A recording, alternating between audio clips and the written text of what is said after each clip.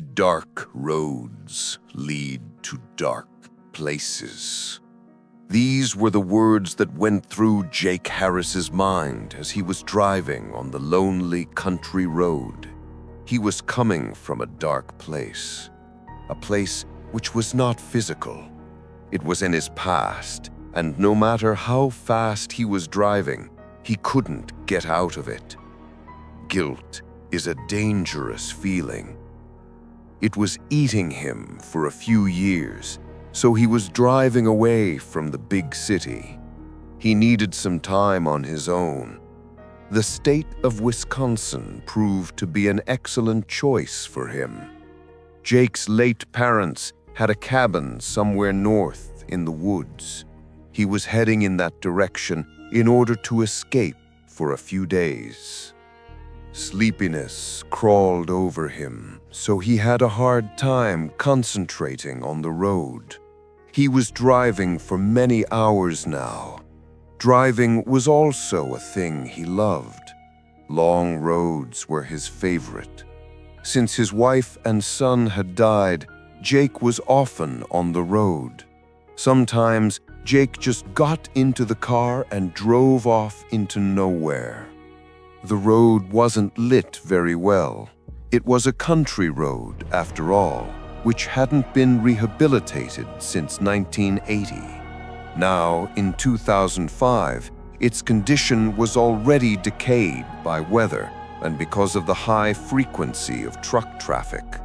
Now the trucks tried to avoid this road as much as possible because of its poor condition. Many of the lights weren't working, and nobody bothered repairing them. Jake had to pay extra attention to the road and anything on the side. He didn't want to risk hitting a deer or a wild boar. He reached a wooded area.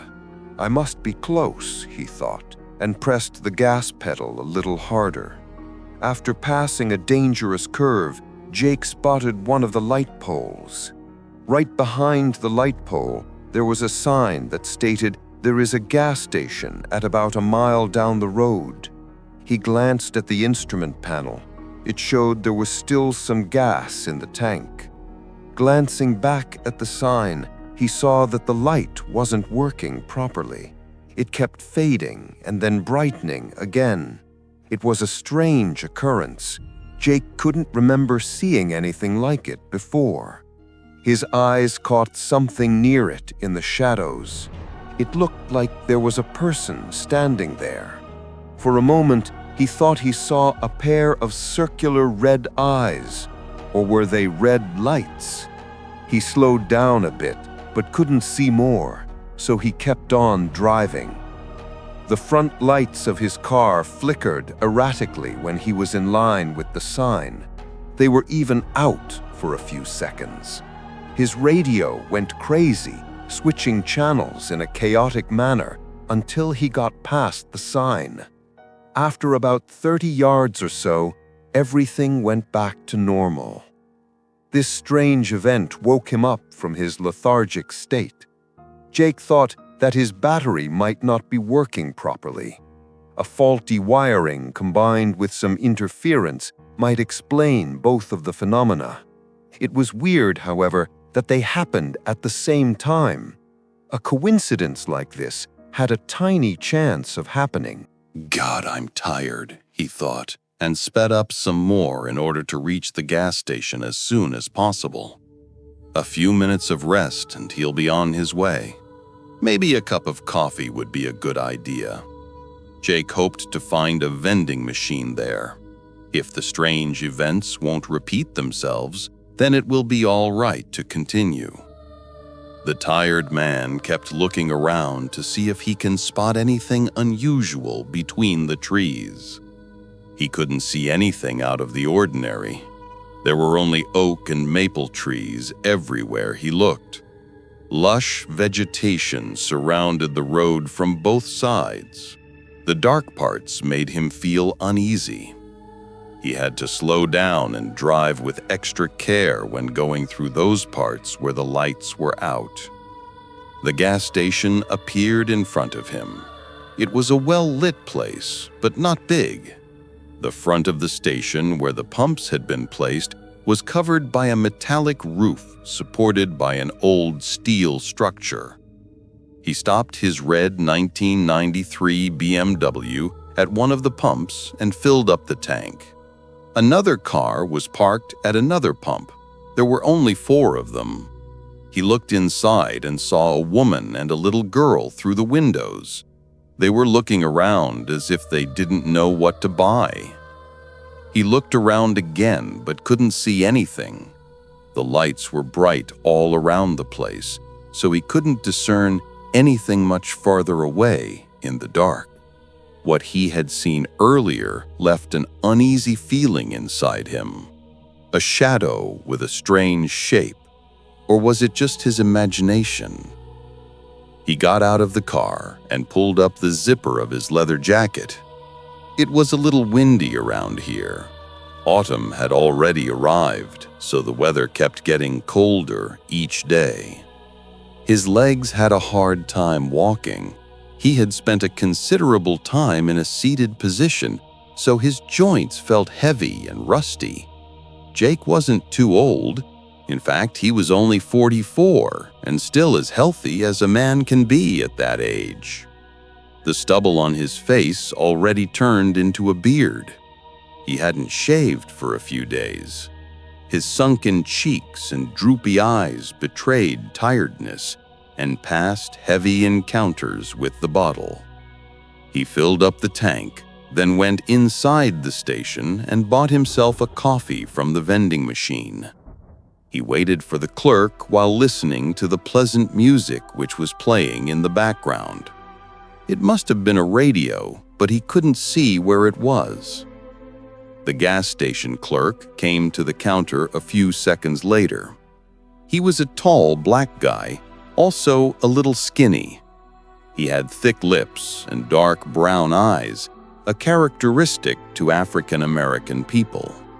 Jake paid for the gas, but before he could leave, an agitated man rushed inside. He was in his 50s and sported an enormous beer belly. The blue baseball cap on his head was dirty and soaked in sweat. The hairy chest of the man was heaving. Jake could see that because of the partially unbuttoned striped shirt the man was wearing. "Hey, something's out there," he said, barely catching his breath. "What?" asked the clerk with a surprised look. The big man began while he was huffing and puffing. "There's something out there. I saw a—" "What's out there?" asked Jake with furrowed brows. I don't know, but it looked like a man." "So what?" asked the clerk. "Maybe it was a man." "Yeah, but he was black." "No, not like that. He was completely black." "I'm completely black too, man." "No, not like that. Maybe you just saw a hobo, or maybe your ass is just high on some grass." Jake and the clerk both laughed. Funny guy, thought Jake, but the genuine distress on the fat man's face was still unsettling him. "You don't understand," shouted the fat guy again. "It was black as tar. I couldn't see anything else. No details, no nothing, except the eyes. They were red, I think."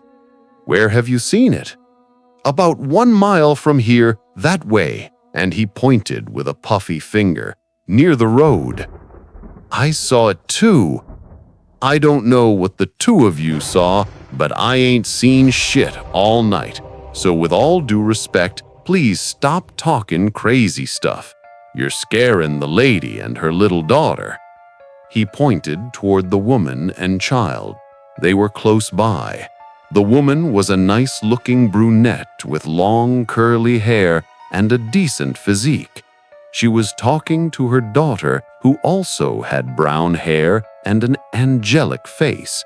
The little girl looked about 10 years old. "Look, man, I think that what we've seen was just a trick." "No, it wasn't. I saw it moving and the lights of my car went out. I barely got here, man. Couldn't see a damn thing. Come on, man. Cut the bullshit. We all are trying to get through the night, so please calm your ass down." Just after the clerk finished the sentence, the lights on the road went out. They all threw concerned looks toward the road. "See what I mean? Are you people satisfied now?" the fat man said, hoping for an acknowledgement. "Oh, come on," said the clerk. "Damn lights weren't repaired in 100 years. Damn it. Then I'm out of here. Whatever that thing was, it's coming," the big man said, turned and headed for the front door after seeing the lights go out. "Hey," said Jake. "Was it beside the big road sign?" "Sort of. It was further down the road by a light post, but not far away from the sign. The light wasn't on, it was probably not working. Anyway, I'm not sticking around.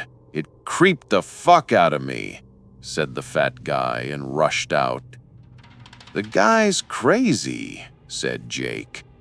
But deep inside, he knew that the other man was right. "Yeah, man, but haven't you said that you've seen it too?" I don't know what I've seen," and Jake turned to go. Jake didn't like this. If there's one more person who had seen the strange apparition, then there might have been something there after all. He didn't see it well and didn't want to draw conclusions. It might just be a prank by local kids. He remembered a story from his teens. What he saw earlier was eerily similar to that. A long time ago, he and a few friends cut a piece of cardboard to resemble an evil face.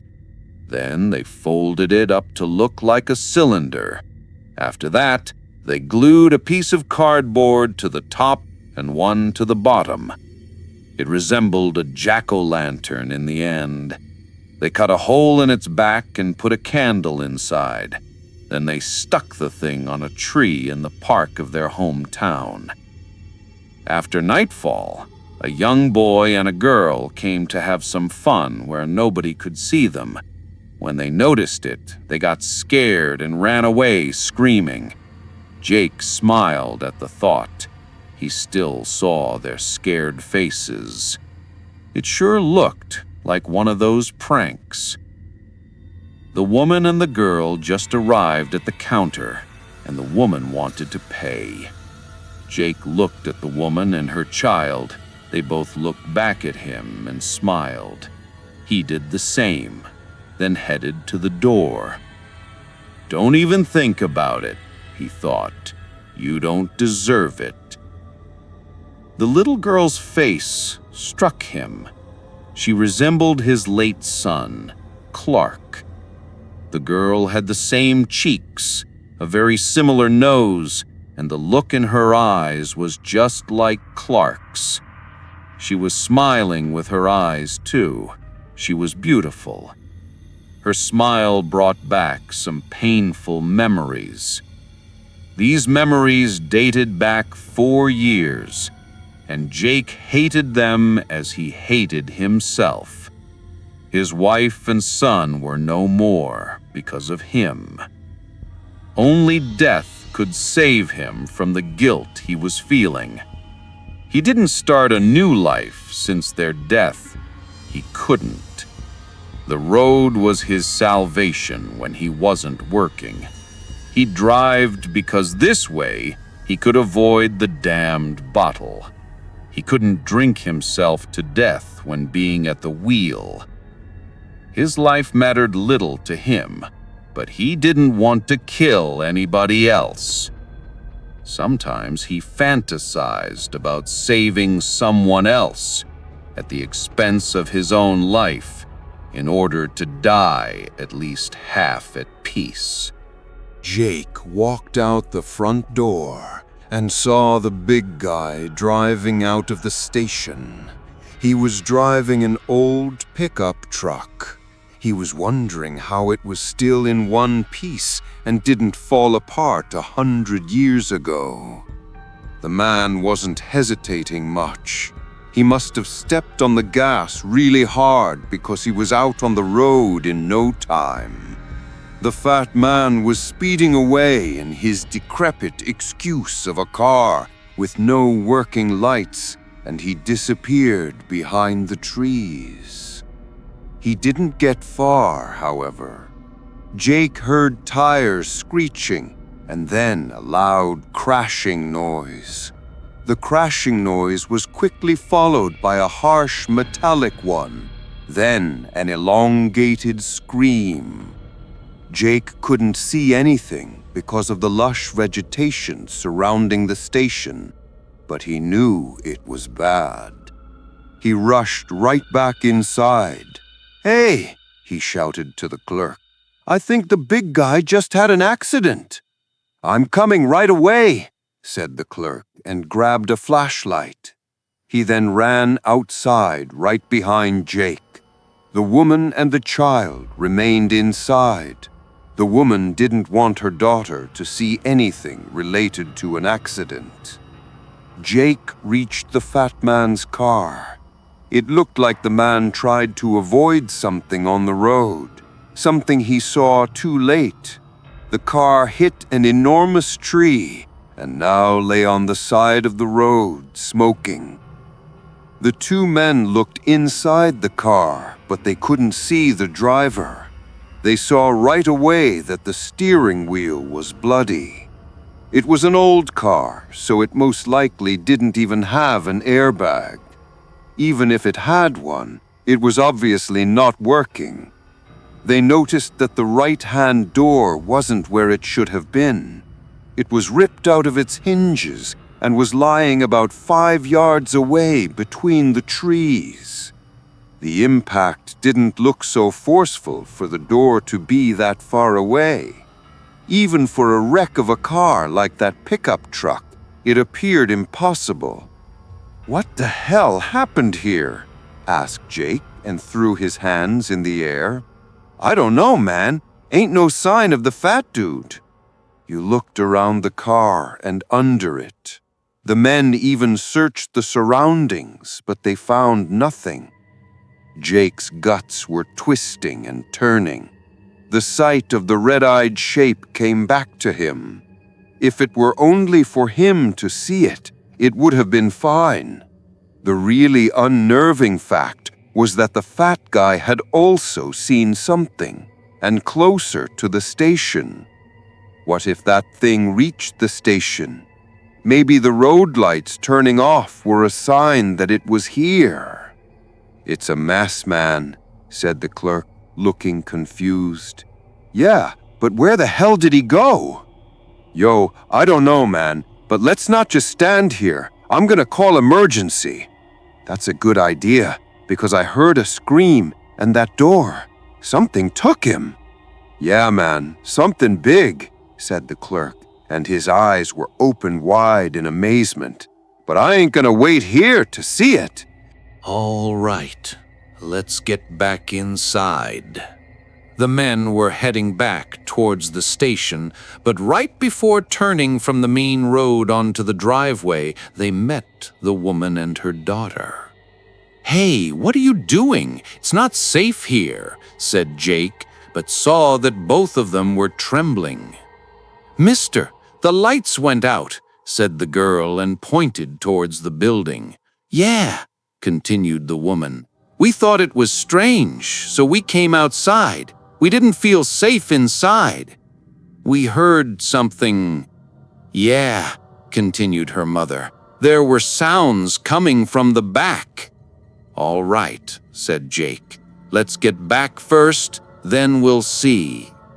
They all went back to the station. The clerk was in front with the flashlight. The girls were behind him and Jake in the back. For a short time, he turned and walked backwards. He kept his eyes on the road, but couldn't see a thing. The night was still, and nothing moved on the moonlit road. Not a car passed since he arrived. It really seemed an abandoned road. He was wondering why the owner of the gas station hadn't gone out of business. It seemed sure that the owner made little money out here. Jake turned and found himself staring at the woman's hips. He liked how they swayed. She wore tight jeans which accentuated her curves. A thin jacket made of some material which resembled leather covered her upper body.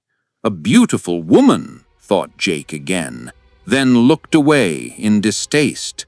The distaste was for him, because he began fantasizing about some woman when people were dying. In the end, he thought, primal urges always win. "My name is Curtis, by the way," said the clerk, without turning. "I'm Jenna," said the woman, "and this is my daughter Clara. Not the best circumstances to make friends, huh?" "Definitely not. I'm Jake. Nice to meet you." "I'm going to check the breaker panel out back," said Curtis. "All right, Curtis. I'm staying here with the ladies." Curtis went around the building, and Jake remained with Jenna and Clara. The little girl was hugging her mother. Jenna was keeping her hand protectively over Clara's shoulder. Jake crouched in front of the girl and smiled comfortingly at her. She smiled back. "How old are you, Clara?" she replied in an uncertain voice. "I'm 10.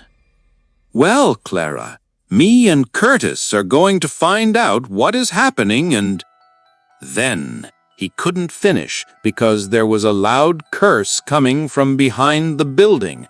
"Motherfucker!" It was Curtis. "Stay here," said Jake.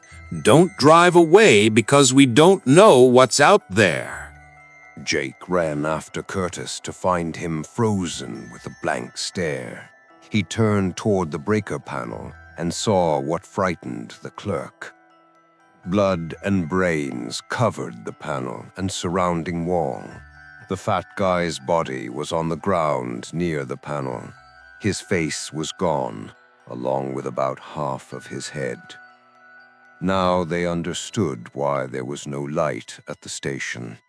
The thing that took the man from his pickup truck brought him here and bashed his head into a bloody pulp on the breaker panel, which got damaged. "What the hell?" asked Jake. He couldn't say anything else. "This is why we got no electric. Panel's broken. I'm calling 911. Jake and Curtis ran back to the girls. They could see right away that something was wrong. "What's wrong?" asked Clara, and she drew closer to Jenna. "Nothing," said Curtis, but neither Jenna nor Clara believed him. "Come inside," said Jake as calmly as possible. "Wait," said Jenna.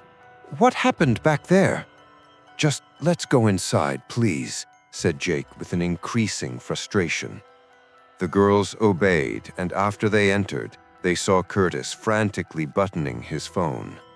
"Could somebody please tell me what is wrong?" Jake took her by the hand and pulled her away from Clara, and then quickly told her about the body. She gasped in fright, but tried to muffle it with her hand. Jake told her they will try to call the authorities and solve the problem without Clara knowing much of it.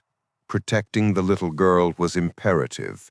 He didn't want her to be traumatized at such an early age. "Damn," said Curtis. "My signal is bad. Let me try the landline." He picked up the phone and dialed 911, then waited. Somebody picked it up, then the line went dead.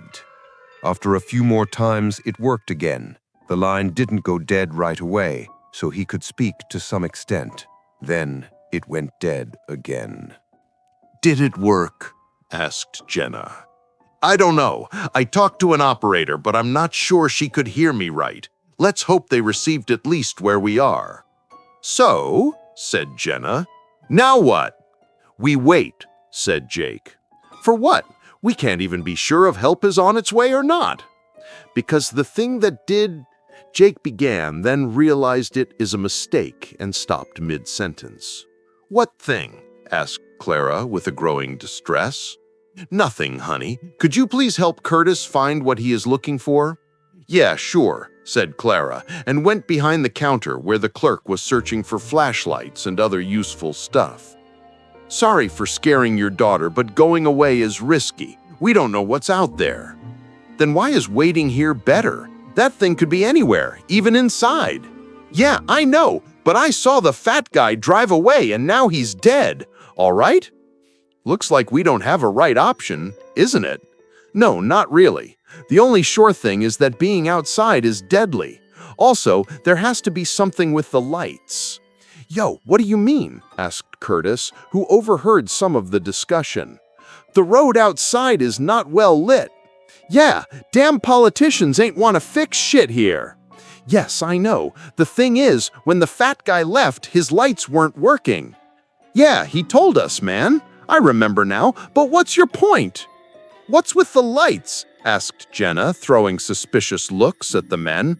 "He also said that his lights went out when he saw something on the roadside.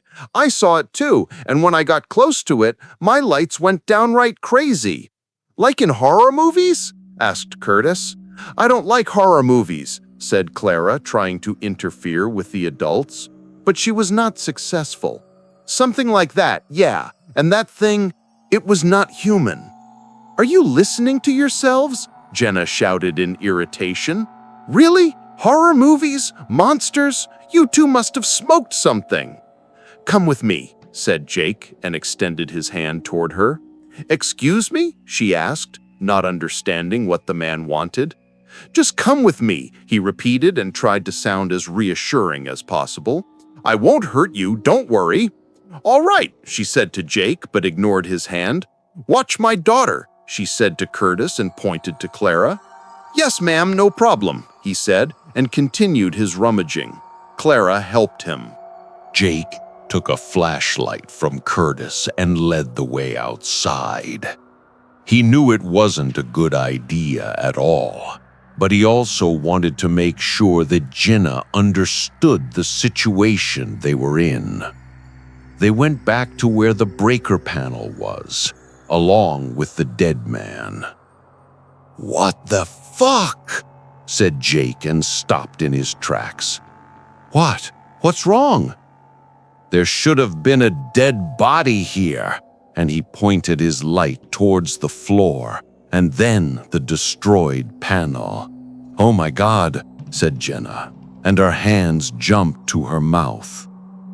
The bloodstains were still there. Bits of brain were still plastered to the panel. It looked like something bashed the poor man's head against the panel with substantial force. "Oh my God, what is that?" shouted Jenna in fright. "Looks like a tongue," said Jake and stared for a second at the fat man's tongue, which lay in a small puddle of blood a few yards from the panel. Jake noticed that the bloodstains on the ground continued all the way towards the forest. He shone his light on the ground where the body used to be, then traced the blood-red streak until it disappeared into the darkness of the trees. "That thing dragged the body into the woods," said Jenna, and shivered. "Yeah, but why? I don't know, maybe to eat it? Maybe. I don't know. But why leave it here first and take it away later?" Jake froze after his light beam fell on something he didn't see before. He gasped, and Jenna threw a half-frightened, half-worried look at him. "What's that?" she asked, and went closer to him in order to see what made the man stare so dumbfounded at the ground. There, on the decades-old asphalt, near the bloody drag marks, a name was painted on the ground. Jake couldn't believe his eyes. The moment he saw the bloody name on the ground, he knew that tonight's events are not random. They have something to do with him. When he was pondering the implications, Jenna interrupted him. "Clark? Who the hell is Clark?" He was my son." "Was?" "He died," said Jake, and his voice was almost stuck in his throat. "I'm sorry," said Jenna, and put a hand on Jake's shoulder. "Yeah, thanks. Let's get back to—" A loud scream interrupted him. It was Clara. It couldn't have been anybody else. "Oh no, Clara!" shouted Jenna, and ran back toward the front of the station. Jake followed. A stream of light was illuminating the driveway from inside. It looked like somebody was searching for something. "Mommy!" screamed Clara, and ran out through the front door, then hugged her mother. "It's all right, honey. I'm here. What happened?" "A monster wanted to take me. Curtis chased it away," she said, but couldn't control herself anymore and cried. "Hey, you'll need to get inside," said the clerk, who was standing in front of the entrance. They followed the clerk's instructions and hurried in. He was trembling from head to toe. His chest was heaving, and the flashlight in his right hand was shaking. "What happened?"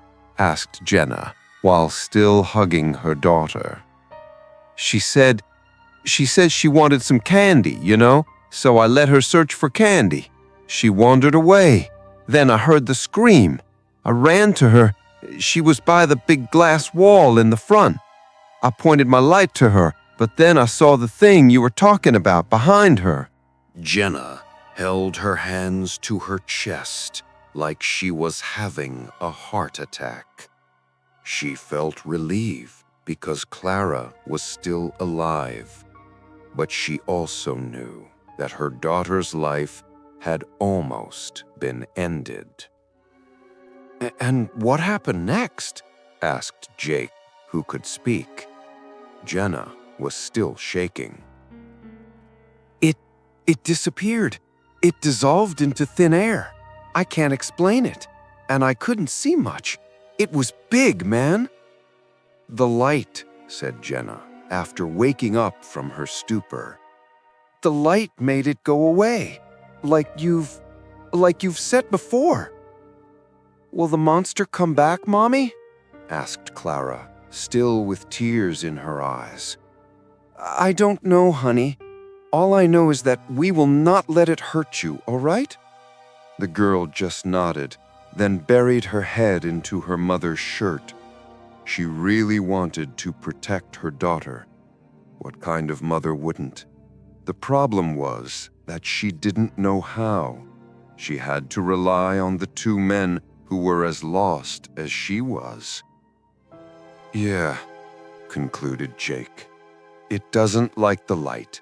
That's why it took out the breaker panel, and that's why it could scare the fat guy. His lights were not working." "Yo, the fat dude said his lights went out when he passed the thing on the road. You passed it too, but your lights are working, right?" "Yeah, I think so. When I passed the thing the first time, my lights flickered and my radio went nuts. It all returned to normal after I got farther down the road. How come your lights were still working?" "I have the vaguest idea. Your lights were okay when you were on the road?" "Yes, but I came from the opposite direction." "Okay, we don't know what the hell this thing is, so we better make sure that we are surrounded by light all the time. How many flashlights do we have?" "We have 4, said Curtis, and pointed to the counter. "One is mine, the other is yours, and we still have 2 extra." Jake took one of the lights and gave it to Jenna. She took it and looked in his eyes with compassion, but also some hope. Jake seemed to her like a man who could save her and Clara. Not that Curtis seemed less capable to her, but she saw something in Jake. She didn't know for sure what it was. Maybe she saw in his eyes that he wouldn't hesitate a second in order to save them. "Hey, Curtis," said Jake, "have you seen anything unusual here lately? Anything which might explain all this? Yo, I'm working here for a month or so, and I'm sure as hell ain't seen any crazy shit going on around here until your weird ass showed up tonight." Jake lowered his head. He was thinking, maybe these events are truly tied to him somehow, but he couldn't understand how. "I don't know, Curtis. Let's just get through the night, okay?" "Let's do it, man. Hopefully our batteries are gonna last." "Aren't you selling flashlights here?" asked Jenna, perplexed. "No, man. This was the same question I asked the boss when coming here to work. He said he plans to sell them in the future, but not yet. Business strategies, you know." "Or the lack of them," Jenna cut in. "Shit!" exclaimed Jake after their flashlights went out. Darkness enveloped them, and they felt icy fingers crawl up their backs. Clara hugged her mother more tightly. The two men tried with desperate moves to restart the lights, but it was futile. Just when they thought that it will be over, they heard sirens. Soon a police cruiser turned onto the driveway with its blue and red lights whirling around. The people inside the station sighed in relief. Finally, they have been rescued, and the ordeal was over. At least this is what they thought. Better stated, this is what they all wanted to be true. The car didn't get too close because its siren and lights went dead in an instant. The driver tried to restart the engine a few more times, but wasn't successful. He also tried the radio, but it was dead. Jake opened the front door and was heading out to meet the police officers, but then he halted in his tracks. To his right, between the tall bushes, he saw something moving. At first, he thought it was the wind, but no, it had an abnormal form. A tall, dark shape emerged onto the driveway. It had no visible features, only an outline. Otherwise, it was complete blackness. Outside was dark, but the visibility was still acceptable because the sky was not clouded. The faint moonlight somewhat illuminated the surroundings. Other than that, there was nothing else. No lights were working, but the sheer blackness of the creature was still obvious. It looked tall, about 8 or 9 feet, and had wings. They resembled the wings of a bat, only much larger, and they were retracted. The creature also had 2 horns jutting forward from its forehead, which then curled upwards. Jake couldn't see any facial features. Its hands were long and ended in thin fingers with pointy claws. The legs were like that of a bird or a bat, digitigrade, but with long fingers and claws. The only feature which stood out of the blackness were the eyes, round and red, positioned in front of the face like those of humans. They were looking straight at the cruiser. Jake told the others to stay inside, and he began signaling the officers to watch out. He was waving both his hands frantically and shouting. He knew that this was the most idiotic thing he could do, but he didn't want to have more people on his conscience. His wife and son were enough for him. "Watch out! To your left!" he bellowed and pointed to his right. The creature was already marching towards the car. Those inside surely noticed Jake's signaling and the approaching menace because both front doors were opened with force. The driver couldn't get out because as soon as the door opened, the black thing made a tremendous leap and landed beside the car. This was when Jenna took her daughter and rushed to the back of the station. She didn't want her to witness anything of what was going to happen. "What the?" came the panicked shout from the police officer as the creature grabbed the door and ripped it off like it was nothing. From the passenger side, a female officer jumped out and fell on her butt while screaming in terror. Her colleague, the driver, managed somehow to pull out his sidearm and began firing. It didn't matter.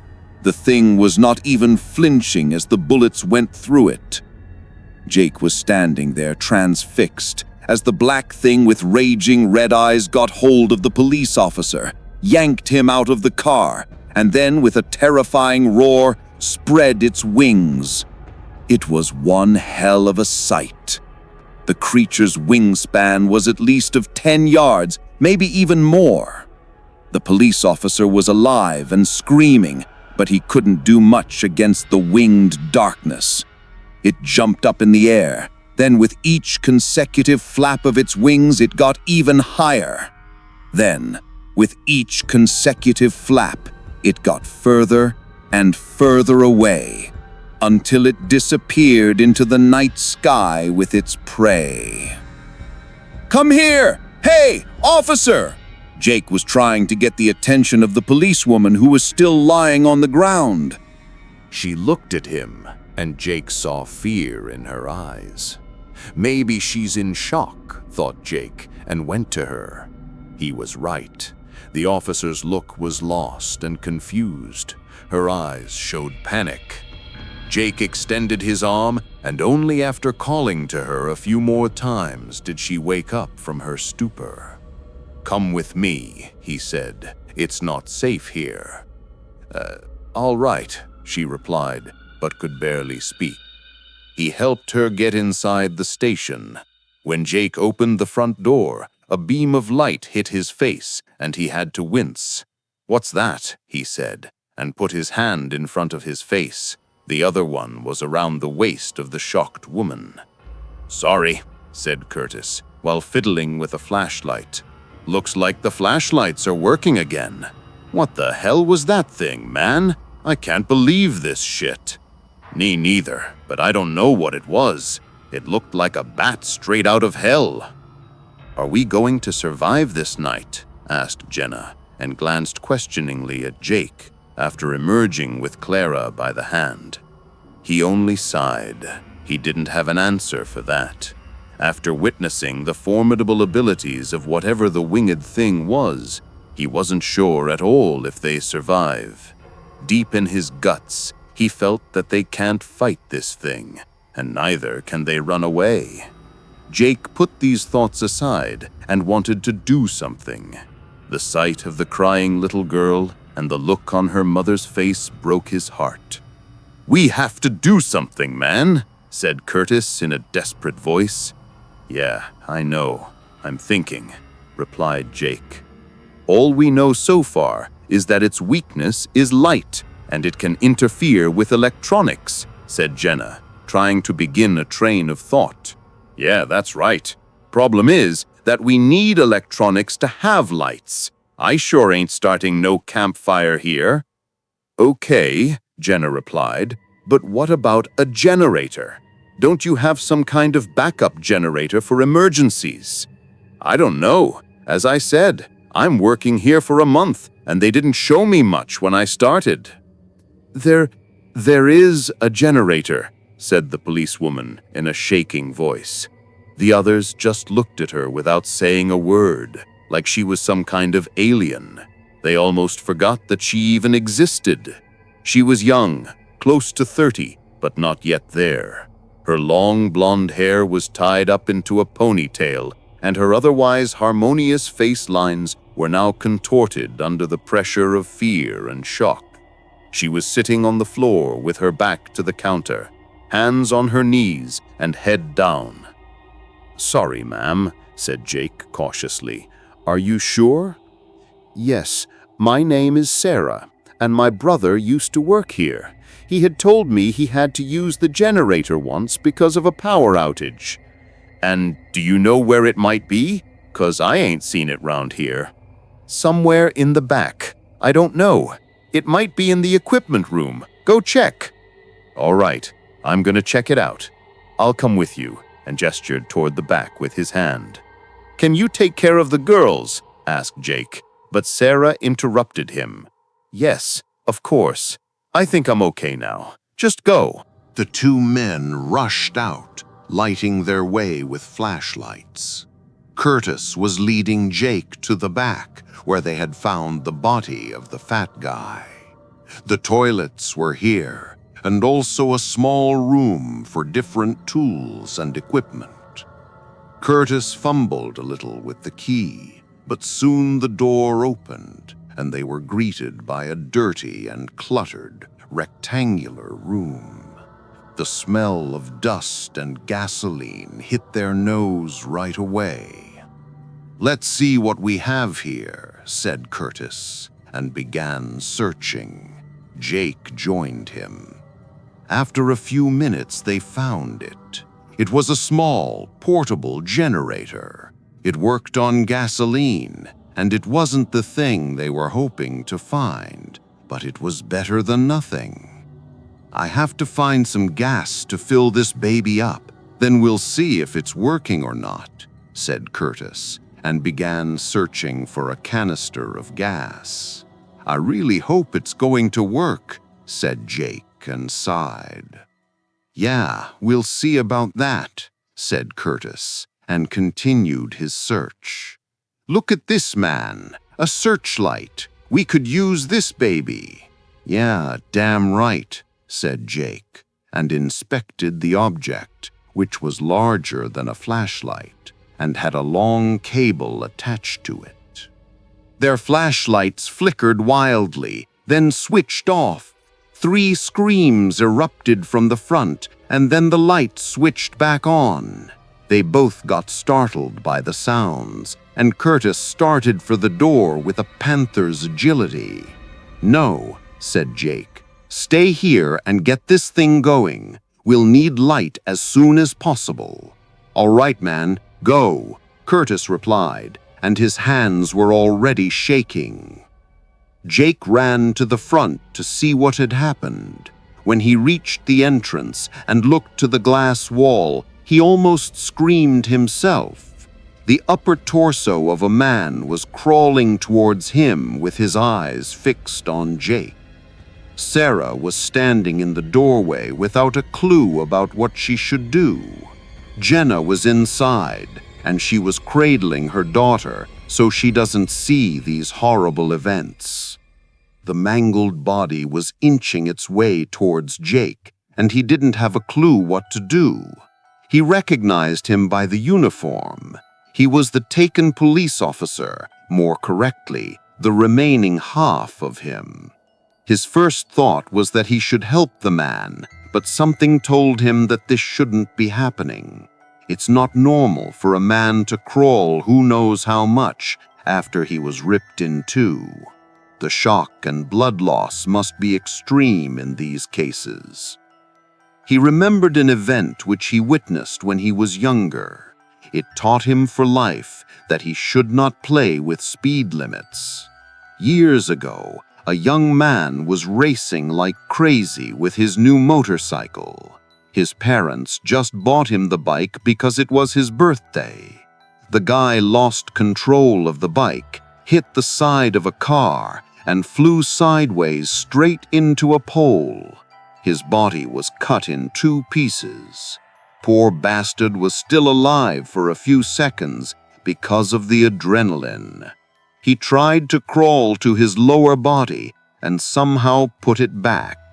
When the paramedics lifted him up, all his insides had fallen out onto the ground. Jake saw his eyes when he was crawling to gather up his guts, and they didn't look like the eyes of this man. These were evil and resolute. His suspicions became reality when the crawling torso spoke in an almost feminine voice. "Why did you let us die?" he spoke, and the others cringed at the sound of the strange voice. Jake backed up a few steps with his mouth hanging open. He couldn't believe what he was hearing.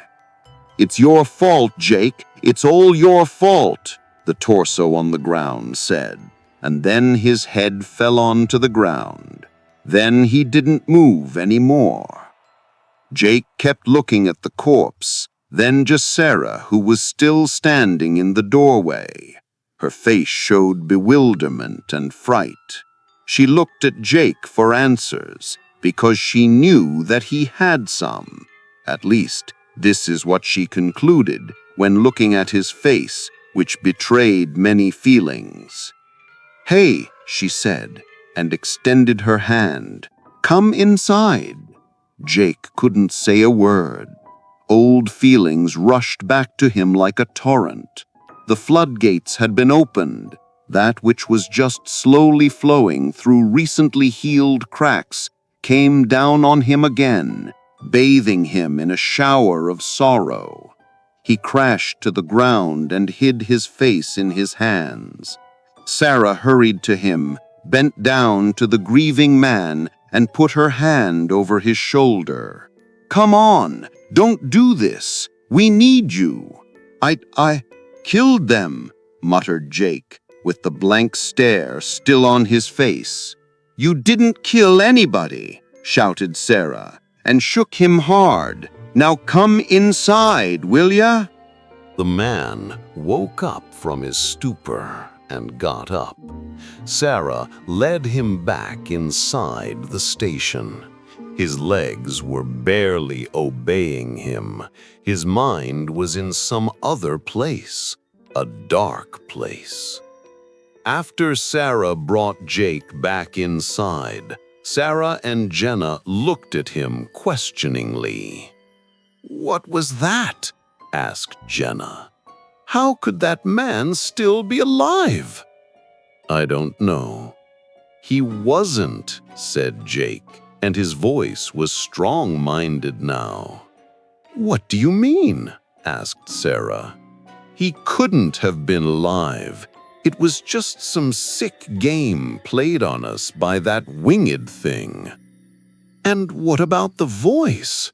"That voice was not him, I tell you." "But whose voice was it?" "Don't tell me that this voice has something to do." "Yes, it has. It was my wife's voice, almost." "Your wife?" asked Sarah, and her expression betrayed utter bewilderment.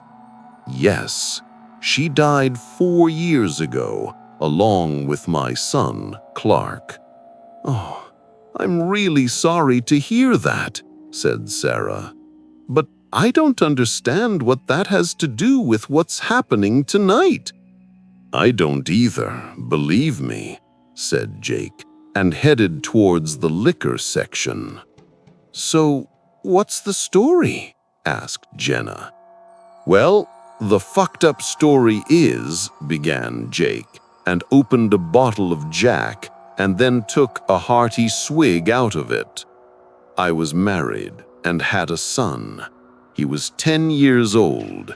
He looked very much like your daughter, Clara." "What happened to him?" asked Clara, who was silent until now but was beside her mother. "Our relationship wasn't that good, you know, so I sought some fun elsewhere, if you know what I mean." "Yeah, you cheated on her." "Yes, that's right," he replied, and took another sip from the bottle. "And there is not a single fucking day on this earth when I don't regret doing that. She found out eventually. We had the unavoidable arguments, and then she filed for divorce. We got divorced. She got custody, but I got to see my son at least." "And what happened then?" "One night, they went to their grandmother's. It was a night like this. They were driving on an abandoned country road. She was tired, and found herself face to face with a truck. She couldn't avoid it. "Oh my God, I'm sorry," said Sarah. "Yeah, me too, every damn day." The weird thing is that Clark was found with almost all of his head missing several yards away in the forest. Some wild animal dragged him from the wreck. His voice faltered. He felt a knot in his throat. "Just like the body of the first victim," said Jenna. "Was there a first victim?" asked Sarah. "Yes," replied Jenna, "in the back. And what about the next one? When emergency services found my wife, only her upper half was left in one piece. The engine was pushed forward and it crushed everything from her waist down." "I see now," said Sarah. "And you think that these events have something to do with that?" "Definitely. I don't know how, but they are related. If I hadn't cheated on her, they could still be alive." "It wasn't your fault.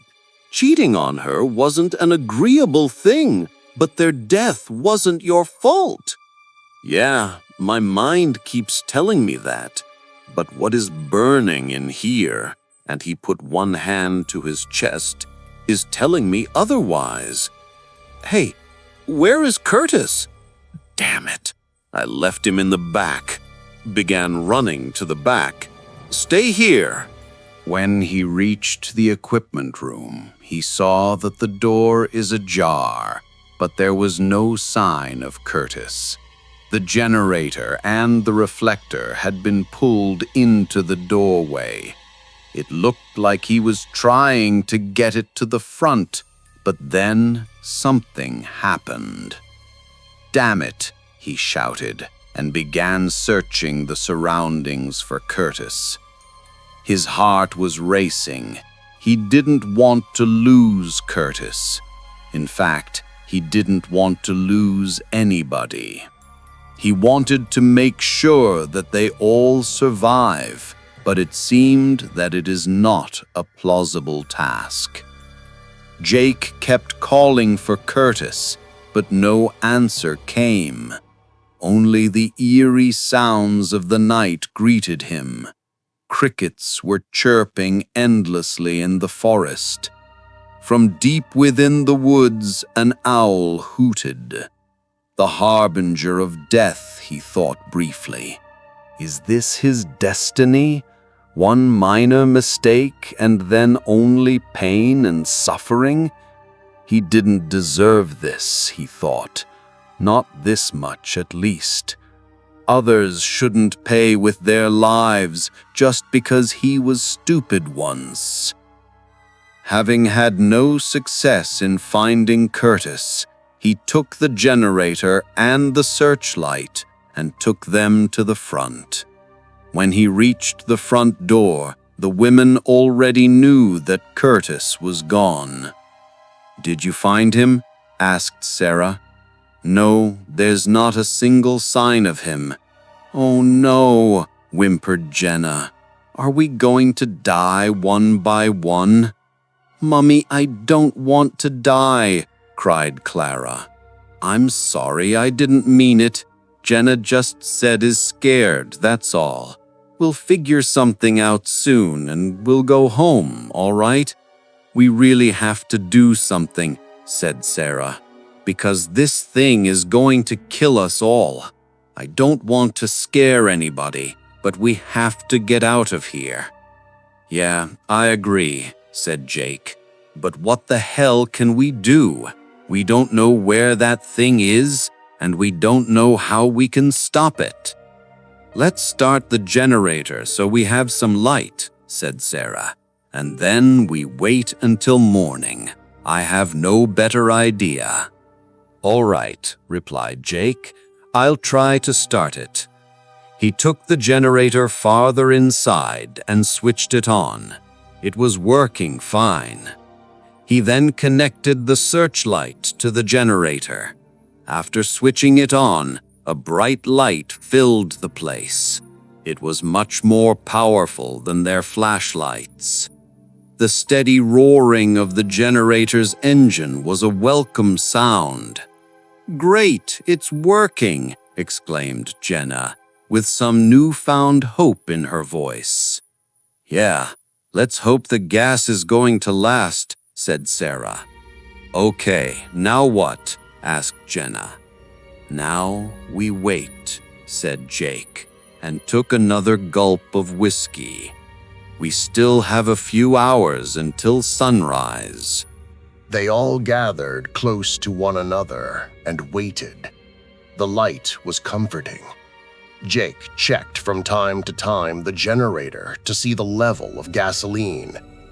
The machine was eating up the gas at a steady state, but it seemed that it would last until sunrise. For an hour or so, nothing happened. Clara was sleeping in her mother's arms. Jenna was sleeping too. Sarah and Jake were awake. They sipped from the bottle from time to time, not too much so they won't get drunk. The two of them were talking in a low voice about many things. After an uneasy shuffling, Clara woke up and began waking up her mother. "Mommy, I need to pee," she said, and Jenna woke up from her uneasy sleep. "Yeah, all right, I need to pee too." "You two shouldn't go alone," said Sarah. "Don't worry, I'll go with them. I'm coming too. I also have to use the bathroom, and it's better if we all go together. Damn whiskey, I shouldn't drink on the job."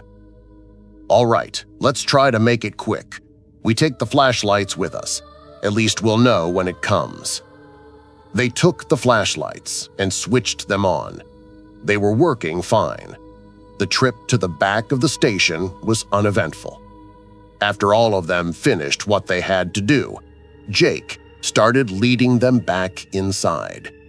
Then the light from the inside went out, and they heard a few clattering sounds. The flashlights flickered again, the sign of something bad happening, something not natural. Sarah unholstered her sidearm, and Jake could hear her sighing deeply. They were standing at the corner of the building. "What do we do now?" asked Sarah, while gripping the gun with trembling hands. "I don't want to die!" cried Clara. "Don't worry, Mommy is here." "Let's check," said Jake. "The winged creature couldn't have done it. It hates the light." They all inched their way around the corner. The entrance was a few feet away. Sarah now was leading them because she had the weapon. After the brief glance inside, they saw that there was nothing moving. The only suspicious thing was that the light was not working. Sarah opened the door. Then she went inside. Jake followed, and after him, Jenna and Clara.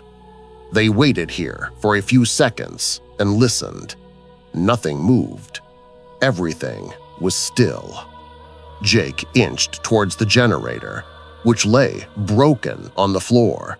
It looked like something took a sledgehammer to it and broke it into pieces. Gasoline was lying in a great pool on the ground. "Who's there?" shouted Sarah, and held her weapon in front of her. "What?" asked Jake in a startled voice. "Something moved there," she said, and pointed to the back of the place, between the shelves. "Wait," said Jake, and walked towards her. A faint rustling came from the back, but they couldn't see anything because of the overwhelming darkness. The smell of spilled gasoline was heavy in the air. They had to be careful not to do something stupid and ignite it accidentally. Sarah and Jake took careful steps towards the back. This was when they heard the flapping of heavy wings from outside. Both of them turned towards the glass wall but couldn't see a thing. They were between the shelves anyway, and it was dark too. The flapping came once again from the outside. Sarah was shaking. The gun in her hands was rattling as her hands trembled. Jenna and Clara moved back from the front wall. The next moment, Jake heard Sarah scream. He turned and saw her being grabbed by something. She screamed again as a black figure bit into her neck. Jake jumped to help her, and that was when he saw that the black figure was Curtis. Or was he? It looked up and growled. Blood was gushing from Sarah's neck. It bit through the jugular. Jake knew in an instant what that had meant. She only had maybe half a minute to live. Jake grabbed the hand which was around Sarah's neck and then punched Curtis in the face. Curtis drew back and loosened his grip.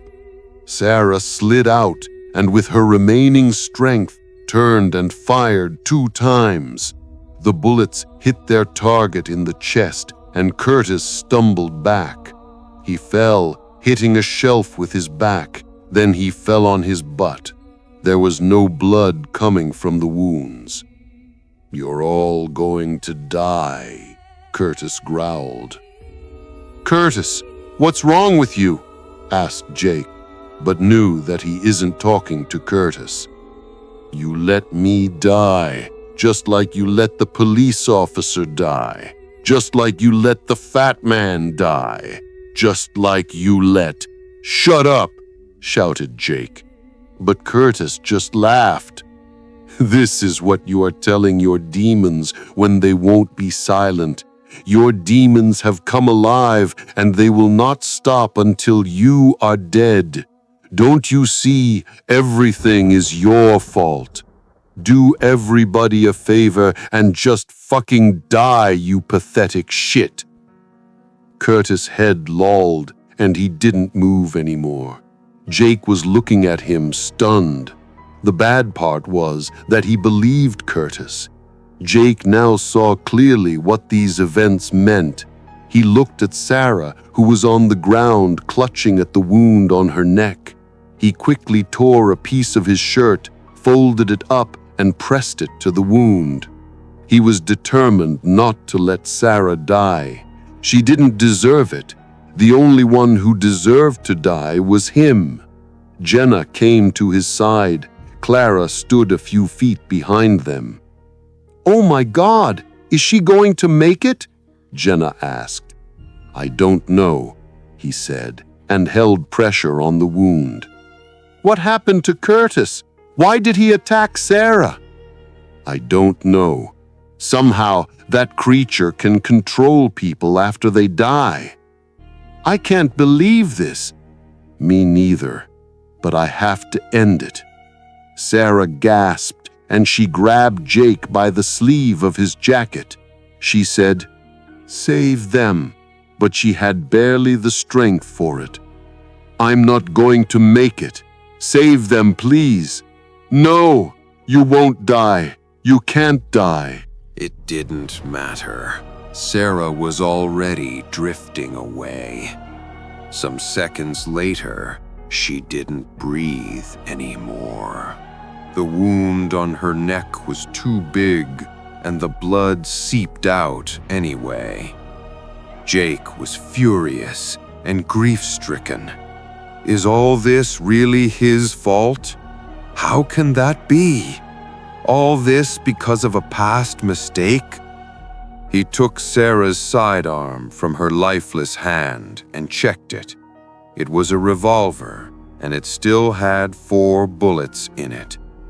After checking her pockets, he found some more bullets and replaced the 2 missing. He looked at Jenna and then to her daughter. These 2 will make it out alive, he thought. He will do everything in his power to save them. "What are you going to do?" asked Jenna. "I'm going to end it," said Jake without hesitation. The gasoline which had flown out of the generator gave him an idea. He went to one of the shelves and grabbed some duct tape. He also searched for some matches and soon found them. They were cheap and the stock was plentiful. Then he went out to one of the pumps. After a quick glance around, he took one of the hoses and began sprinkling gasoline all over the place, except the entrance. Then he taped the lever to the handle so the gas could flow without him holding the hose. He threw the thing on the ground. Then he went to Jenna. "That thing will come eventually. I think that it wants to finish what it started." "And what are you going to do?" asked Jenna with tears in her eyes. "I've prepared a surprise for it," said Jake, and pointed towards the flowing gas. "When it comes, you two run as fast as you can." "But and what about you?" "That thing won't stop until I'm dead. I have to face it before it hurts you or your daughter. Even if I kill myself, I can't be sure that it won't transform me into a monster like Curtis did. I have to make sure that everything is gone." "All right," she said, but she was crying now. "I wish I had a choice, but this seems like the only one. Get your daughter and be ready." "But where shall we run?" "Away from the monster. If you have to run through the woods, do it. Don't hesitate." The flapping of wings came again. Jake braced himself near the pumps and readied the gun along with the matches. The creature came down on top of the building. It let out a terrifying shriek. Then they could hear its steps along the roof. "Be ready," whispered Jake to the girls. They just nodded and waited beside the front door. The creature was taking its time. The steps sounded carefully, calculated. Jake's heart was beating like it wanted to jump out of his chest. The girls were terrified, but eager to get the hell out of there. The creature jumped down from the building beside the girls. They both screamed and ran. When the creature wanted to dart after them, Jake pointed the pistol at it and began firing. "Hey, here I am. Come and take me, you ugly bastard." The monster turned and stared at Jake with its red eyes. This was when Jake really understood what had happened. It not only had something to do with him, it was him.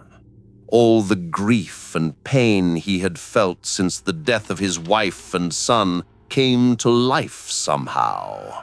The monster had wanted him here. This is why his lights were still working when he had arrived. It was playing with Jake. It was feeding on his guilt. Jake didn't understand how this was possible, but it had happened, and it killed more people. He fired a few more shots, but they didn't hurt the monster. It got closer and closer.